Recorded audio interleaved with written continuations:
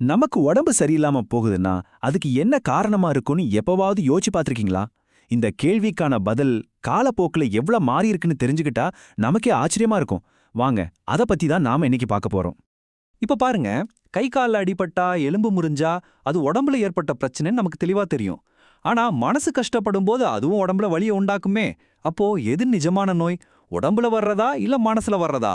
இந்த கேள்விதான் நம்மளோட இன்னைய தேடலுக்கு ஒரு ஸ்டார்டிங் பாயிண்ட். சரி, இந்த மனசுக்கும் உடம்புக்கும் ஒரு தொடர்பு இருக்குன்னு நாம இன்னைக்கு சும்மா சொல்லல. இதுக்கு பின்னாடி ஒரு பெரிய வரலாறே இருக்கு. ஆவிகள் தான் காரணம்னு நம்பின காலத்துல இருந்து அறிவியல் பூர்வமா யோசிக்கிற இந்த காலம் வரைக்கும் நம்ம சிந்தனை எப்படி பயணம் செஞ்சிருக்குன்னு ஒரு சின்ன டைம் டிராவல் போயிட்டு வரலாம். யோசிச்சு பாருங்களேன், ரொம்ப வருஷத்துக்கு முன்னாடி உடம்பு சரியில்லைன்னா ஏதோ கெட்ட ஆவி உடம்புக்குள்ள புகுந்துருச்சுன்னு நினைச்சாங்க. அப்புறம் பண்டைய கிரீஸ்ல இல்ல நம்ம உடம்புல சில திரவங்கள் இருக்கு, அதுல சமநிலை தப்புனாதான் நோய் வருதுன்னு சொன்னாங்க. அதுக்கப்புறம் இடைக்காலத்துல நாம செஞ்ச பாவத்துக்கு கடவுள் கொடுக்கிற தண்டனை தாங்க அந்த நோயின்னு நம்புனாங்க.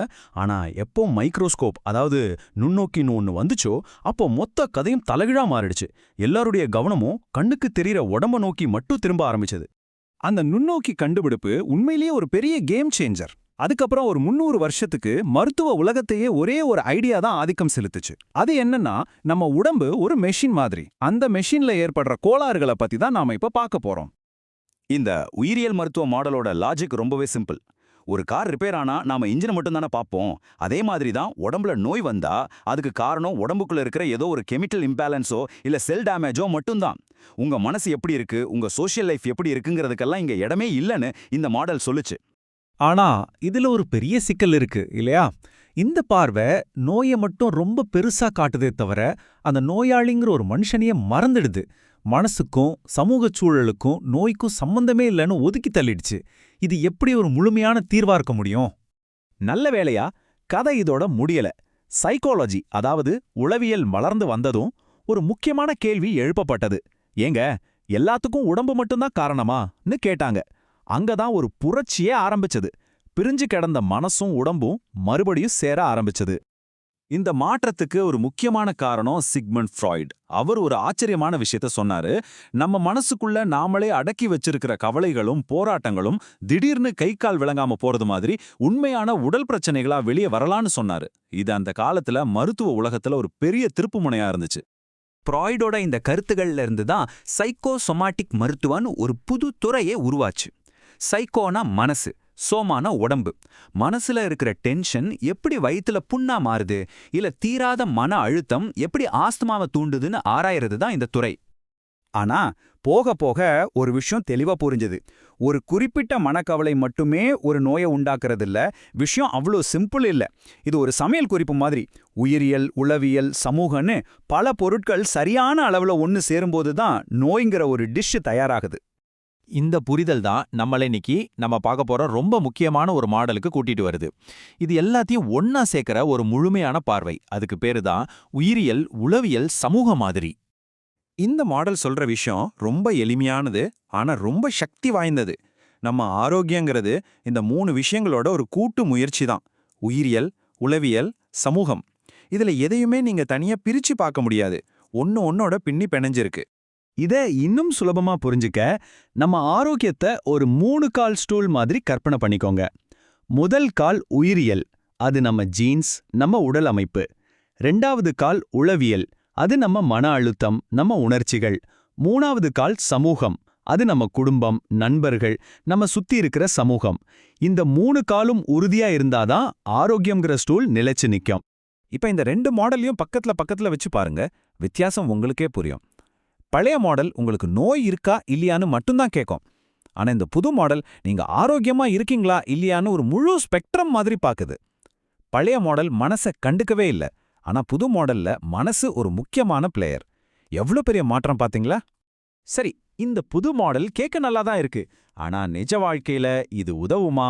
வாங்க, ஒரு த்ரில்லர் கதை மாதிரி ஒரு உண்மை சம்பவத்தை பார்க்கலாம். கனவு மரணங்கள்னு பேர் போன ஒரு புதிரைய இந்த மாடல் எப்படி தீர்த்து வச்சதுன்னு பார்க்கும்போது இதோட சக்தி நமக்கு நல்லா புரியும். இந்த மர்மமான கதையை கேளுங்க. 1970களில் அமெரிக்காவுக்கு புதுசா குடிபெயர்ந்த சில ஆசிய இளைஞர்கள், நல்ல ஆரோக்கியமா திலகாத்திரமா இருந்தவங்க, ராத்திரி தூக்கத்திலே திடீர்னு இறந்து போனாங்க. ஆட்டாப்சி செஞ்சு பார்த்தா உடம்புல எந்த கோளாறும் இல்ல. காரணம் என்னன்னே தெரியாம எல்லாரும் குழம்பி போனாங்க. ஆராய்ச்சியாளர்கள் முதல்ல உயிரியல் ரீதியான காரணங்களை தேடுனாங்க. அப்போ இறந்த பல பேருக்கு இதய துடிப்பை கட்டுப்படுத்துறதுல ஒரு சின்ன மரபணு குறைபாடு இருக்கிறத கண்டுபிடிச்சாங்க. ஓகே, துப்பு கிடைச்சிருச்சு. ஆனா இந்த குறைபாடு இருந்த எல்லாருமே இறந்து போகலையே. அப்போ இன்னும் ஏதோ ஒரு காரணம் இருக்கு. அடுத்ததா உளவியல் ரீதியான துப்புக்கள் கிடைச்சது. இறந்தவங்க எல்லாரும் சாகறதுக்கு முன்னாடி பயங்கரமான கனவுகளை கண்டதா அவங்க குடும்பத்தினர் சொன்னாங்க.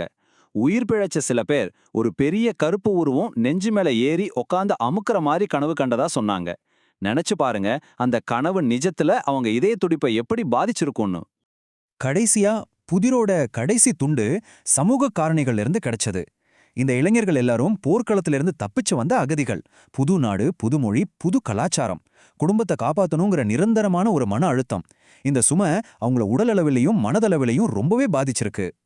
இப்போ இந்த 3 துண்டுகளையும் ஒன்னா சேர்த்து பாருங்க. முழு புதிரும் விடுபட்டுடுச்சு. மரபணு ரீதியான ஒரு பலவீனம், அதாவது உயிரியல் காரணி.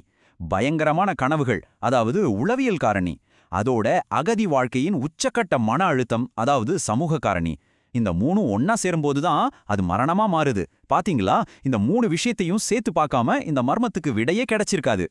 நாம இன்னைக்கு பார்த்த எல்லா விஷயத்தையும் இந்த ஒரு மேற்கோள் அழகா சுருக்கமா சொல்லுது. ஆரோக்கியம் என்பது தானாக கிடைப்பதில்லை. மாறாக நம்மளோட உயிரியல், உளவியல் மற்றும் சமூக தேவைகளில் கவனம் செலுத்துவதன் மூலம்தான் அதை அடைய முடியும். அதாவது ஆரோக்கியங்கிறது ஒரு செயல், ஒரு முயற்சி. அப்போ நாம புரிஞ்சிக்க வேண்டிய முக்கியமான விஷயம் என்னன்னா, ஆரோக்கியம்ங்கிறது ஜிம்முக்கு போறதுலயோ சத்தான சாப்பாடு சாப்பிட்றதுலயோ மட்டும் இல்ல. அது உங்களோட எண்ணங்கள்ல, உணர்ச்சிகள்ல, உங்க உறவுகள்ல, நீங்க வாழ்ற சூழல்ல, உங்க முழு வாழ்க்கையிலயும் இருக்கு. இந்த உரையாடலை முடிக்கிறதுக்கு முன்னாடி உங்களுக்கு ஒரு சின்ன கேள்வி. யோசிச்சு பாருங்க. எப்போவாவது மன அழுத்தம் அதிகமானப்போ உங்களுக்கு தலைவலி வந்திருக்கா? இல்ல ஒரு நல்ல நண்பர் கூட பேசிட்டு இருக்கும்போது உடம்புல இருந்த வலி மறந்த மாதிரி உணர்ந்திருக்கிறீங்களா? உங்க வாழ்க்கையில இந்த மனசு, உடம்பு, சமூகம் இணைப்பு எப்படி வேலை செய்யுதுன்னு யோசிச்சு பாருங்க. உங்களுக்கே பல பதில்கள் கிடைக்கும். நன்றி.